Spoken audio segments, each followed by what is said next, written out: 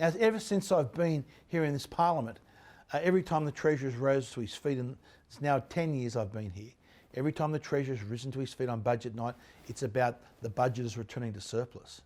Every year I've been a member of Parliament, we've run a deficit. So that means the government is borrowing more money and spending more money than what it takes in taxation receipts.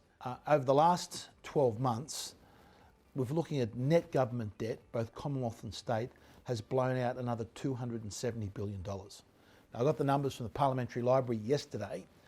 Before we go into tonight's budget, and we've got the Queensland budget coming up, our nation's net government debt, that's federal and state, stands at $902 billion.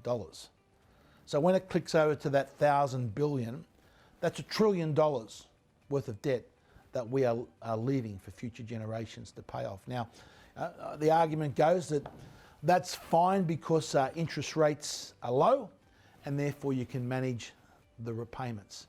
But remember, it's not only the repayments, eventually these sums will mature, the bonds will mature, and we've either got to repay the debt, we've got to roll those bonds over at who knows what the interest rate will be. It could be many multiple times of what it is today. So the idea that this stimulus spending that governments can spend their way to prosperity, if that was true, countries like Venezuela would be a beacon of prosperity and wealth. You can't create wealth through government spending by borrowing and taxing. The history of economics shows that. It's very important that the public understands that. So that was what the stump was all about today.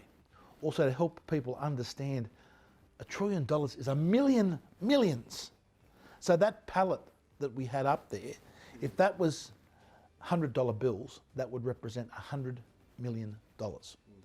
10 of those pallets would be $1 billion, but 10,000 of them would be $1 trillion. Now that's got to be known, because I see too many people in the country seem to think that the money just grows on trees. Every cent of it is either borrowed or new money printed, which has inflationary effects.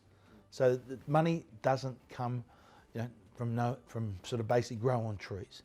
That was the what today's stunt we call it about. It was about educating as many people in the Australian public that we can that this is a very serious situation we have ourselves in.